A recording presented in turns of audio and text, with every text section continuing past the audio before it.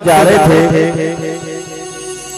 तो वहां मैत्री जी ने, उद्धव जी ने, अन्य लोगों ने पूछा भगवान अब आपके जाने के बाद तुम्हारा दर्शन कहाँ होगा।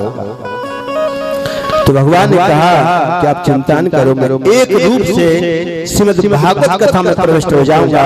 ये भागवत मेरा वांगमय अर्थात वाणी ज्ञानमय मेरा वांगमय स्वरूप भागवत।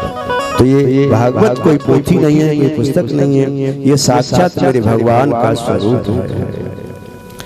यह भागवत हरि रूप जिसका जो सदा चिंतन करे, हो ज्ञान भक्ति वैराग्य से पूर्ण इससे यम डरे।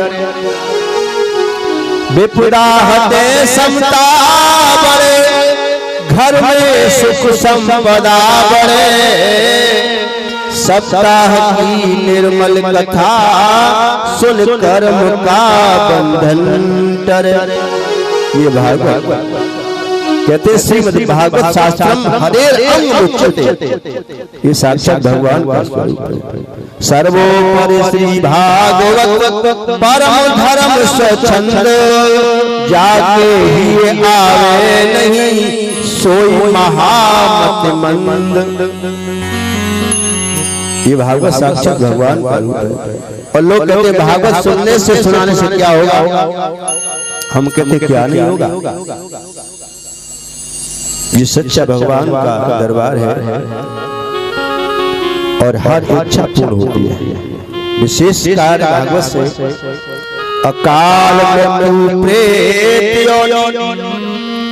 या हो जिन पिशाच, भागवत कथा के योग से मुक्ति दृढ़ विश्वास। भागवत से होता है। कलयुग का सबसे बड़ा अनुष्ठान है भागवत, जिसमें कथा भी होती है, जिसमें पूजा भी होती है, जिसमें कीर्तन भी होता है, जिसमें यज्ञ भी होती है। सबसे बड़ा अनुष्ठान है। पितृदोष या ग्रह दोष या हो वास्तु दोष, जिस जगह में जिस घर में भागवत कथा के योग से मिट जाते सर्व दोष।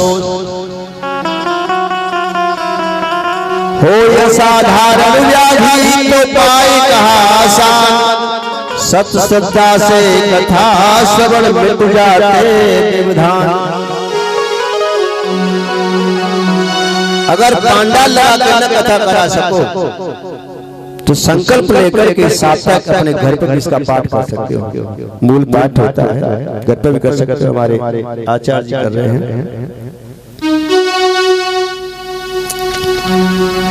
पुत्र प्राप्ति ना हुई कहे निर्वंशी संसार, भागवत कथा के योग से बढ़ता वंश अगार। संकल्प करे, जिन पे कन्या ही कन्या है वो संकल्प करे, अवश्य पुत्र होगा। तो ये बताया कि भागवत कथा के करने से क्या नहीं होता। इस तरह से और भागवत जी का निर्माण हुआ और आज हम तुम सबको ये श्रवण करने को मिल रही है।